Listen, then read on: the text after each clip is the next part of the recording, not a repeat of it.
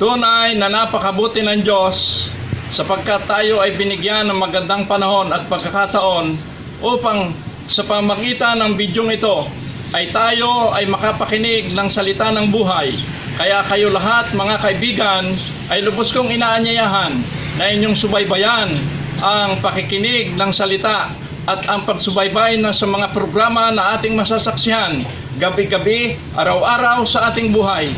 Ito ang magdudulot at magdadala sa atin ng gabay.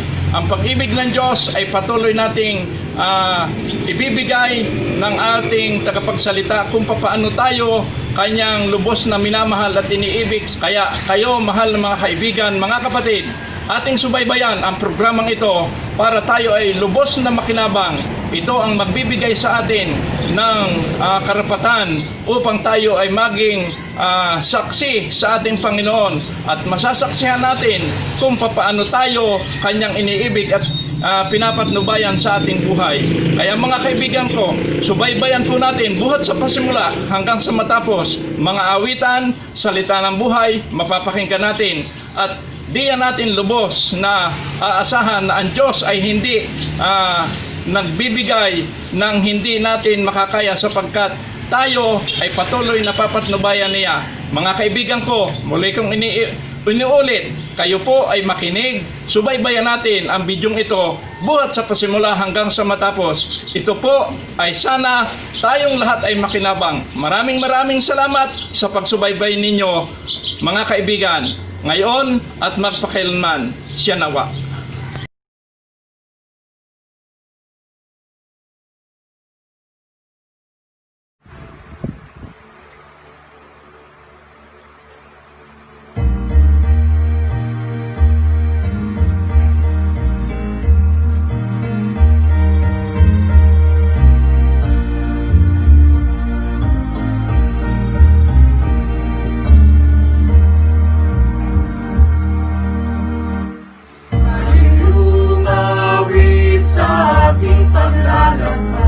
Sandali na lang uuwi na, gabi lilipas, umagay mamamalas. Sandali na lang uuwi na, sandali na lang, sandali na lang, uuwi na sa langit, magkakaisa tapos na ang sigbang. Sandali na lang uuwi na, dahil gumawa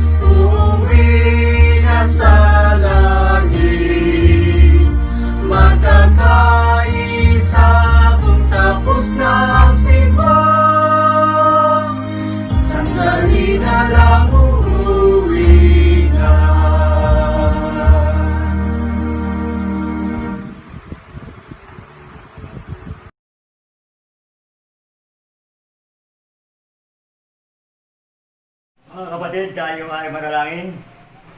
Amang banal na makapangyarihan sa lahat.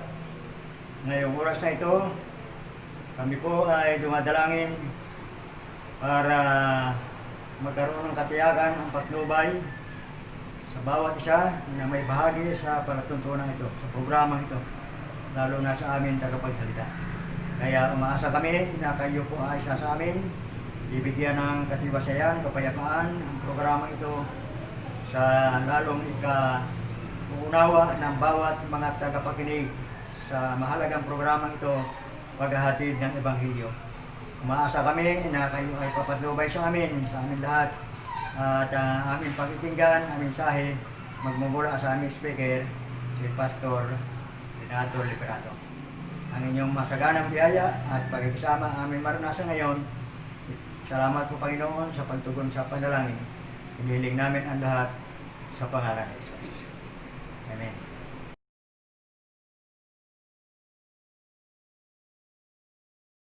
Isang magandang gabi po sa inyong lahat mga kapatid, mga kaibigan po namin na nanonood sa kanilang pagtahanan. Patuloy po na nagpapasalamat po ako sa inyo pong pagsusubaybay at patuloy po ninyong pagtangkilik sa ating pong programang Homeward Bound. Ngayon po ay pang-12 gabi na ating pong pagtatalakay na ang ibig sabihin, tapos na po ang aking part para sa aking pagtalakay. Subalit wag po kayong malulungkot sapagkat meron pa po na patuloy na ating pong susubaybayan. Ito po ay isang linggo pa na tatalakayin mula sa opisina ng South Central Luzon Conference ang Homeward Bound, at pagkatapos ay meron pa ulit isang linggo doon sa North Philippine Union Conference na kung saan ay sila naman ang magtatalakay. Kaya mga magili po namin mga kapatid, napakaganda ng ating pong talakayan. Ito po ay mahabang pag-aaral para sa banal na kasulatan na atin pong susubaybayan. Sa gabi pong ito ay patuloy po nating tatalakayin ang tungkol po sa atin pong unity in the body of Christ. Ang iglesia po natin, ito po ay isinahalin tulad sa katawan. Tayo po ay parang isang katawan na mayroong kamay, mayroong paa, mayroong ulo, mayroong bibig, mayroong mata. Kahit na sila ay iba-iba ang function, magkaiba-iba ang kanilang gawain, subalit kagaya po nito, sila po ay united, nagkakaisa sila. Ang iglesia po natin, hindi po natin nagagawang maging uniform sa lahat ng bagay, subalit nakikita ko na kahit na merong iba na ang kanilang talento ay tungkol sa pangangaral, at ang iba naman ang talento ay tungkol sa pag-awit, at ang iba naman ay tungkol sa pakikipagkaibigan, lahat ng ito ay nagiging sangkap upang tayong lahat ay magsama-sama upang patuloy na ipangaral ang salita ng Panginoon. Sa oras po na ito, atin pong titingnan yung tungkol sa tatlong bagay kung bakit kinakailangan natin na maging united. At ang pangalawa ay yung mga steps paano tayo magiging united.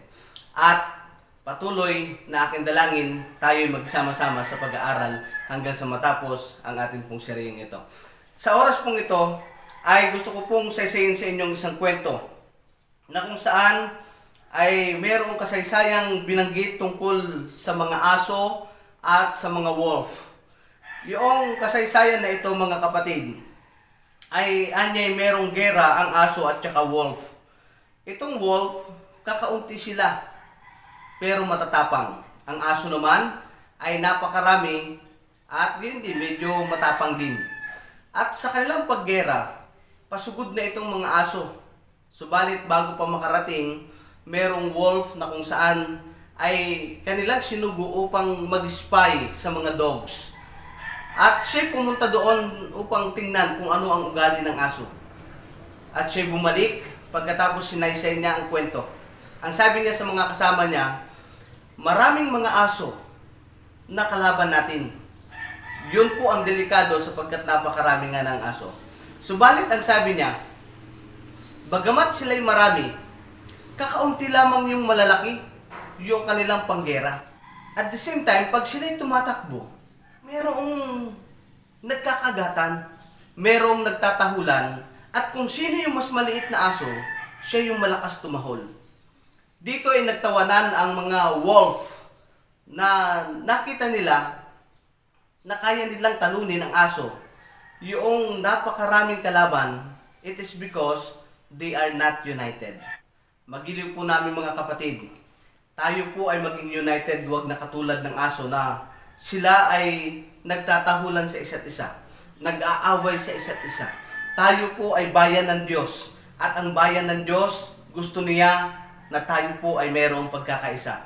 Ano nga ba ang layunin para sa pagkakaisa? Ang number one na layunin ng ating pakikipagkaisa ay dahil ang unity reveals the reality of God's kingdom. Totoo na ang unity, ito ang nagre-reveal, nagpapakilala ng kaharian ng ating Panginoon Diyos. Simula po ng unang panahon, ang unity, siya na ang patuloy na nagbibigay ng dahilan upang purihin ang ating Panginoon Diyos.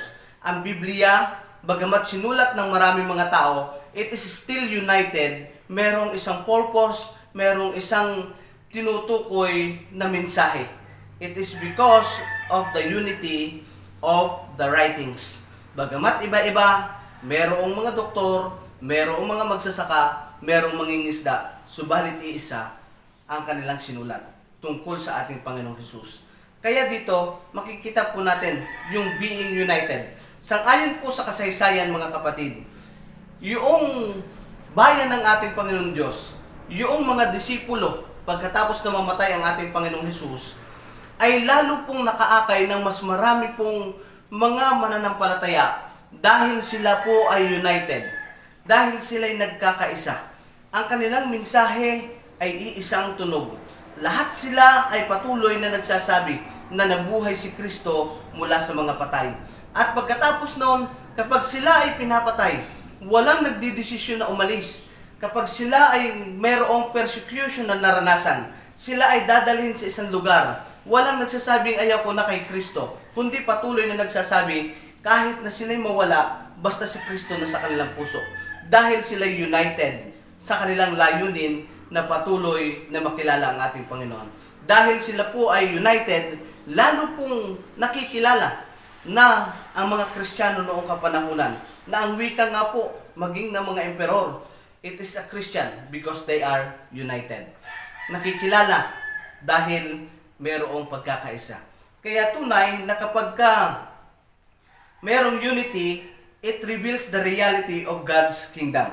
Ayon po sa talata sa aklat ng Psalms 133 verse 1, narito, napakabuti at napakaligaya kapag ang magkakapatid ay sama-samang namumuhay na nagkakaisa. Ano po ang sabi po ng talata mga kapatid? Napakabuti at napakaligaya. Hindi ba't napakaganda ang layunin kapag nagkakaisa? Masaya at napakaligaya. Napakabuti. Alam niyo mga kapatid, kaya kinakailangan nating i-practice yung pakikipagkaisa o pagkakaisa dito sa sanlibutan. Dahil doon sa langit wala na pong pag-aaway. Doon sa langit tayo'y nagkakaisa. Doon sa langit tayong lahat magkakapatid. Kahit na magkakaibang wika, kahit na magkakaibang kulay, maitim o maputi, kulay man ay nito'y kayumanggi. Lahat po ng ito ay nagkakaisa sa layunin at bilang magkakapatid ay patuloy na nagkakasama-sama. Kaya magiliw po namin mga kaibigan, ang pagiging united ay napakabuti at napakaligaya kapag ang isang pamilya ay sama-sama sa pagkakaisa. Ganito pa ang sabi sa talata sa aklat po ng Colossians 3:15, at maghari sa inyong puso ang kapayapaan ni Kristo, na doon ay tinatawag din naman kayo sa isang katawan at kayo'y maging mapagpasalamat. Kagaya po ng sinasabi sa talata, na ang sabi dito ay maghari sa inyong puso ang kapayapaan ni Kristo. Tayo po ay ninanais na magkaroon ng kapayapaan. Ang ibig sabihin ng payapa, walang kaguluhan. Hindi nagkakahiwa-hiwalay ang mga kakapatid. At kapag ganito ang ating karanasan, tunay na nare-reveal ang reality ng kaharian ng ating Panginoon. Hindi ba't napakaganda mga kapatid na mayroong pagkakaisa? Pangalawa, unity makes the church effort effective. Dahil sa unity, lalong nagiging epektibo ang ating mga effort o mga gawain. Mga kapatid, madalas na sinasabi ng ating pong guro kapag tayo ay nag-aral ng elementary, hindi ba't sinasabi nila, yung nag-iisang tingting, kakaunti ang nagagawa o walang nagagawa, kundi mas maraming nagagawa kapag nagsama-sama. Kapag pinagsama-sama mo yung walis, yung tingting, lalong nakakapagbigay ng maraming gawain at lalong nagiging epektibo. Gayon din kapag tayo sama-sama, tayo ay lalong epektibo at mas mabisa dahil tayo ay nagkakaisa. Kapag maraming mga magkakapatid sama-sama sa isang gawain, tunay na tayo ay magkakaroon ng magandang resulta. Subalit kahit na marami, kung hindi naman nagkakaisa, ay mahirap din. Kaya ang sabi nila, mas mabuti pa yung 10 na nagkakaisa kaysa sa 100 na hindi nagkakaisa.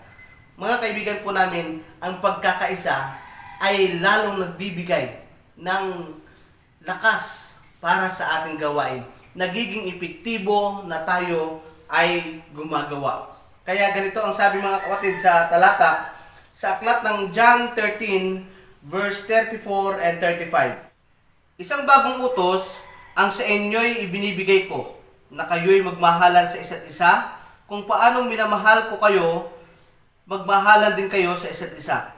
Sa pamamagitan nito, ay makikilala ng lahat ng mga tao na kayo ay aking mga alagad, kung kayo ay may pag-ibig sa isa't isa. Ang wika po ng talata ay lalo pong makikilala ang ating Panginoon. Lalong magiging tanyag ang kanyang kalwalhatian.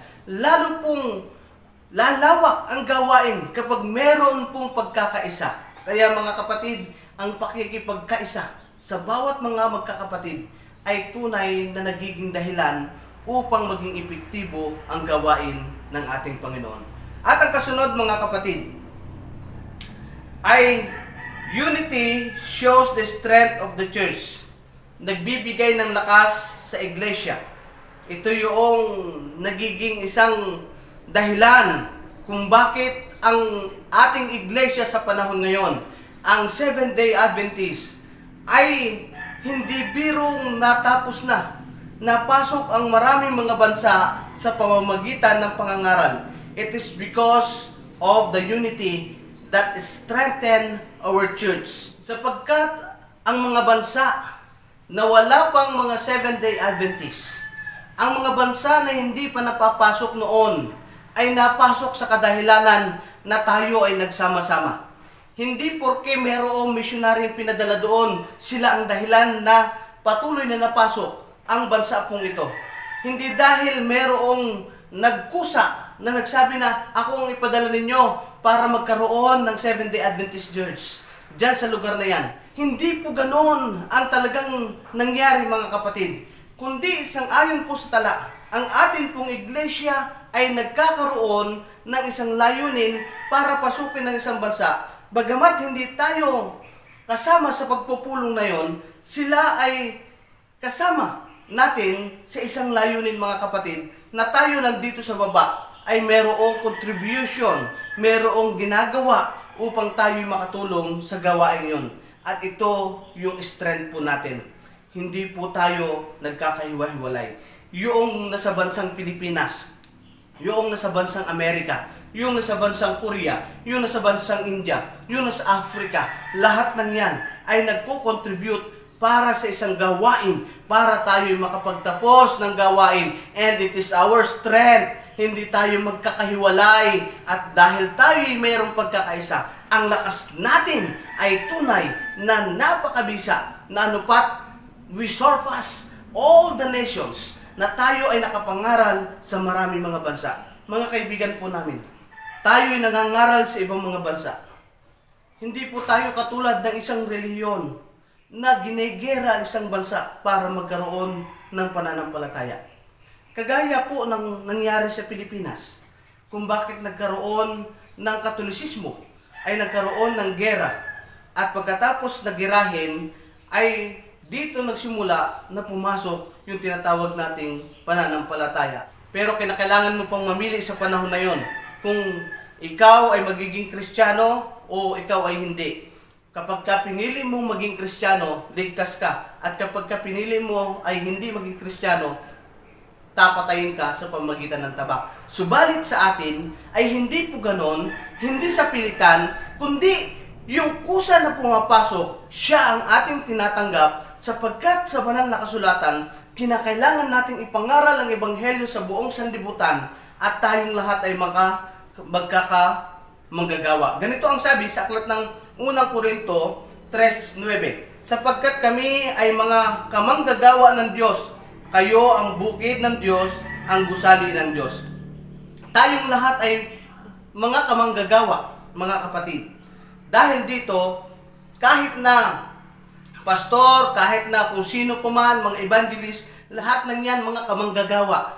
Lahat ng yan kumikilos para sa isang layunin na gawain ng ating Panginoon. At dahil dito mga kapatid, napakaganda ng atin pong naging impluensya. Tayo pong lahat ay nagkakasama-sama. Hindi lamang pastor ang nangangaral, pati mga elder, pati mga simpleng mga miyembro sa iglesia ay patuloy na nagbibigay ng debosyon sa kanilang sarili para makapangaral. At ito, yung sinasabi natin, tayo yung mga kamanggagawa sa gawain pong ito. Nang si Kristo po'y paalis, siya po ay nag-atang ng mga gawain sa atin pong mga alagad na ano pa't kanyang sinabi sa aklat ng Mateo 28 verse 19 hanggang 20 ay ganito. Kaya't sa paghayon ninyo, gawin ninyong alagad ang lahat ng mga bansa. Bautismuhan ninyo sila sa pangalan ng Ama, ng Anak, at ng Espiritu Santo. At turuan silang sundin ang lahat ng mga bagay na inutos ko sa inyo. At narito, ako'y kasama ninyong palagi hanggang sa katapusan ng panahon.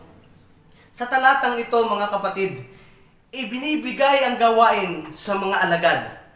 Itong talata na ito, mga kapatid, ang dahilan kung bakit din tayo nagpapatuloy sa gawain na nangangaral sa buong sanlibutan ng magandang balita, ng patuloy na tayo ay makapag-share ng gospel.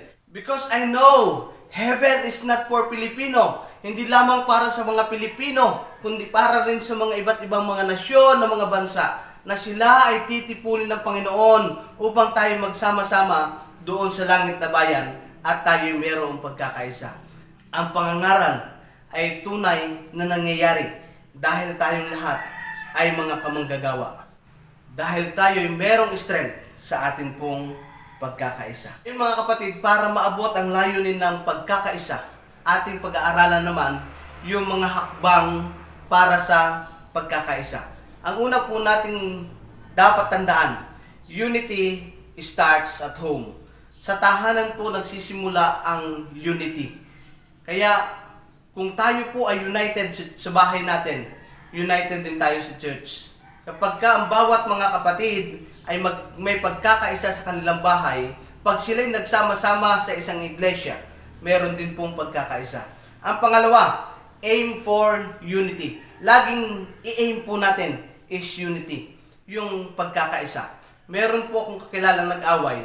Sila po ay magkaibigan, magkasama sa iglesia.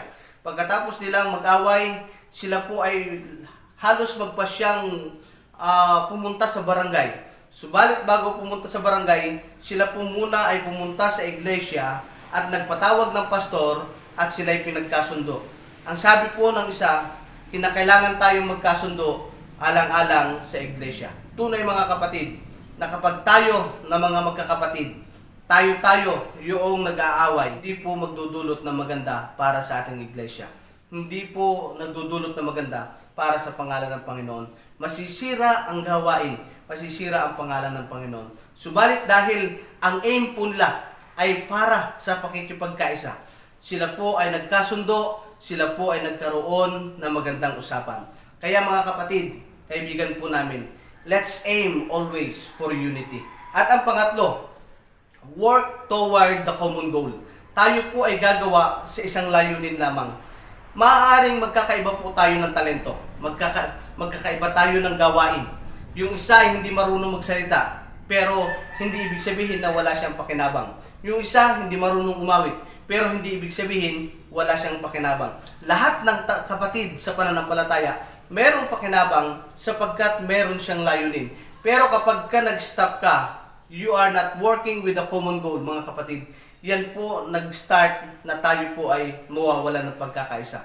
Hindi porke sinabi natin na merong gawain dito, marami na sila doon, hindi ka na pupunta. Kinakailangan mo pa rin pumunta dahil yung magagawa mo, hindi kayang gawin ng iba. Dahil unique ka. Dahil ikaw ay merong isang gawain na iniatang sa iyo ng Panginoon.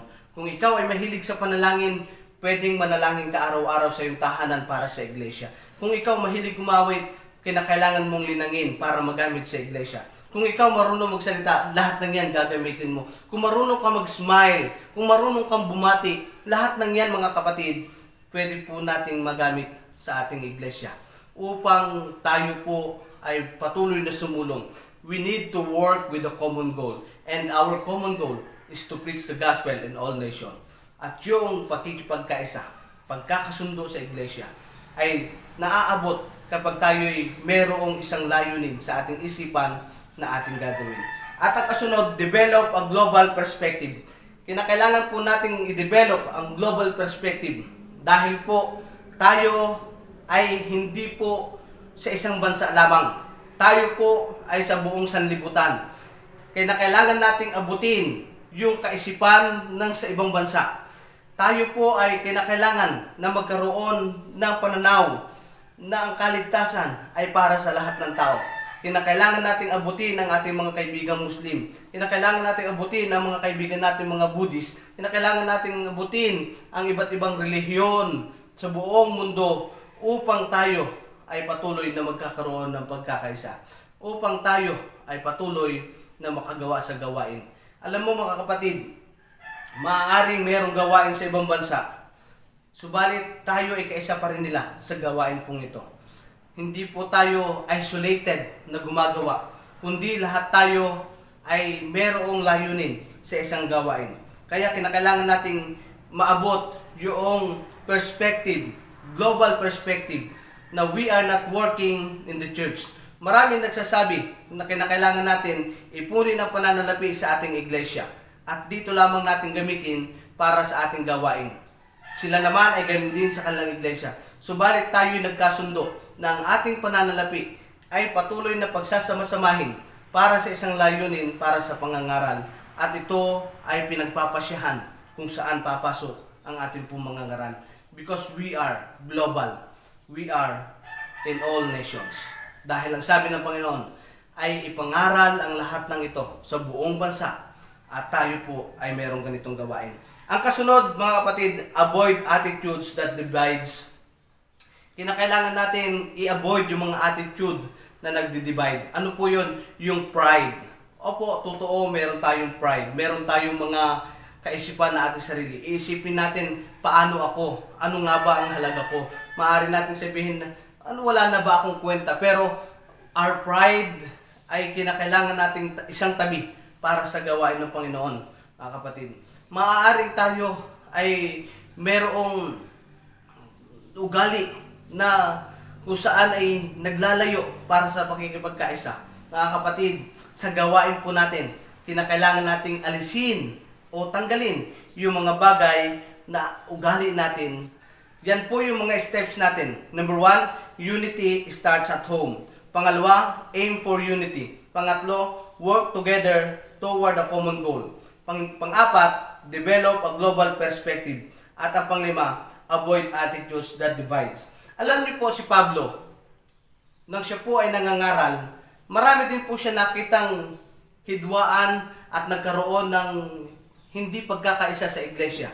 Ganito po ang mababasa natin sa 2 Korinto 12, versikulo 20. Sapagkat natatakot ako na baka pagdating ko ay matagpuan ko kayong hindi gaya ng nais ko, at ako ay inyong matagpuan na hindi gaya ng nais ninyo, na baka mayroong pag-aaway, ninibugho, galit, pagiging makasarili, paninirang puri, chismis, mga kapalaluan, at mga kaguluhan. Ang sinabi niya pa sa aklat ng Galatia 5, versikulo 15, ngunit kung kayo-kayo ang nagkakagatan at nagsasakmalan, mag-ingat kayo, baka kayo'y magkaubusan. Meron pong mga ugali na hindi pagkakaisa. At dahil yan ay sa tinatawag nating pagkakampi-kampi, pagsisira, pag-aaway, at lahat ng yan ay sumisira ng pagkakaisa. Ano ang solusyon sa bagay na ito? Ang sabi ni Pablo, para tayo magkaroon ng pagkakaisa, we need to walk in spirit. Galatia 5:16, subalit sinasabi ko sa inyo, lumakad kayo ayon sa espiritu at huwag ninyong bigyan na kasiyahan ang mga pagnanasa ng laman. Tayo po ay kinakailangan lumakad sa espiritu upang tayo magkaroon ng pagkakaisa. Ang pagkakaisa ay nakukuha kapag tayo ay lumakad ng sang-ayon sa banal na kalooban ng ating Panginoon Diyos. Sapagkat ang paglakad sa sang-ayon sa espiritu ay nagbubunga sa atin. At ang bunga ng espiritu ay pag-ibig, joy, peace, patience, kindness, goodness, faithfulness, gentleness, self-control. At dahil sa siyam na bunga ng espiritong ito, tayo ay magkakaroon ng pagkakaisa. Nang nandito pa ang Panginoon, mga kapatid, siya ay nagnanais din na tayo ay magkaroon ng pagkakaisa. Ito ang kanyang panalangin. Ito ang kanyang naisin sa kanyang iglesia. Ito ang gusto niyang marating sapagkat sa langit kapag tayo nagsama-sama, sapagkat kapag tayo ay pumunta doon sa kanyang inihandang tahanan, siya ay babalik muli upang tayo sunduin. Hindi tayo mag-aaway doon. Meron tayong pagkakaisa doon. Doon ay meron ng pagmamahalan. Hindi na tayo nagkakawatak-watak. Lahat tayo magkakapatid. Kaya mga kapatid, ang dalangin ng ating Panginoon na nandito pa at siya sa sanlibutan ito, tayo ay magkaisa. John 17 verse 11. At ngayon ay wala na ako sa sanlibutan. Subalit ang mga ito ay nasa sanlibutan, at ako'y paririyan sa inyo. Amang banal, ingatan mo sila sa iyong pangalan. Sila ay ibinigay mo sa akin, upang sila'y maging isa, na gaya naman natin na nag-iisa. Ang panalangin ng Panginoon na tayo ay maging isa. Being united is power in our church. Being united will see the reality of the kingdom of God. Mga kapatid, being united is a great joy for Jesus. And it is the answer to the prayer of Jesus. Ito'y katugunan sa panalangin ng ating Panginoon na binabanggit niya sa ating Panginoon Diyos Ama. Ama, nawa sila'y magkaisa katulad din naman natin na ako at ikaw ay may pagkakaisa. Mga kapatid, napakasaya kapag tayo nagkakaisa. Tayo na po, sama-sama sa ating paglalakbay. Ang Panginoon ay malapit nang dumating. Ang Panginoon ay handa na tayong sunduin. Tayo'y magkaisa. Tayo'y magkasama. Tayo ay patuloy na manampalataya sa ating Panginoon. Patuloy tayo sa paglilingkod sa ating Panginoon. Patuloy tayo sa pagtanggap sa ating Panginoon. At kung magkagayon, tayo ay sama-samang dadalhin mula sa alapaap ng hangin ay sasalubungin ng ating Panginoon at tayo ay aakyat sa langit na magkakasama-sama at merong ligaya. Doon walang lungkot, doon walang sakit, doon wala na pong mga kamatayan. Doon ay gusto kong makarating na kasama po kayo. Kasama ang ating mga mahal sa buhay. Kasama ang lahat ng tao na atin pong minamahal. Magmahalan tayo, magkaisa tayo sa bawat isa. Maraming salamat po. Tayo po'y manalangin. Ama naming banal, makapangyarihan po kayo sa lahat. Sa mga oras pong ito, patuloy po ang amin pong kaligayahan na kami na inyo pong tinawag ay patuloy na magkakaisa. Sapagkat alam po namin diyan sa langit ay meron din pong pagkakaisa. Tulungan niyo po kaming laging merong kaisipan na pagkakaisa, Panginoon. Tulungan niyo po kaming lumakad sa Espiritu at magkaroon ng mga bunga nito. Tulungan niyo po kami, Panginoon, sa amin pong paglalakbay hanggang makarating dyan sa inyo pong kaharian na inihanda sa amin. Pagpalain niyo po kami lahat na sama-sama sa pangalan po ng aming Panginoon Jesus. Amen. Maraming salamat pong muli. Pagpalain po kayo ng Panginoon.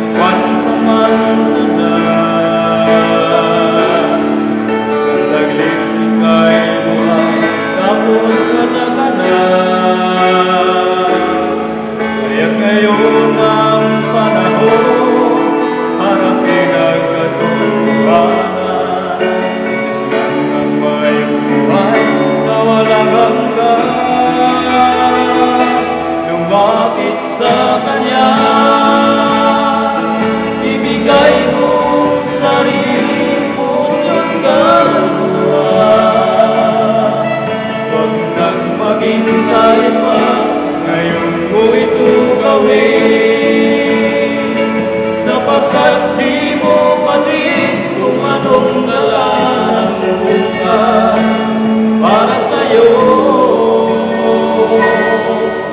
Kaya ialok na ngayon sa Kanya ang buhay mo. Huwag nang magduda pa, ay gawin mo na.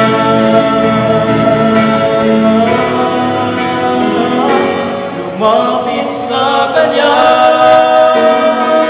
ibigay mo ang sarili, puso't kaluluwa. Huwag kang maghintay pa, ngayon mo ito gawin, sapagkat di mo patid kung anong dala ng bukas para sa'yo.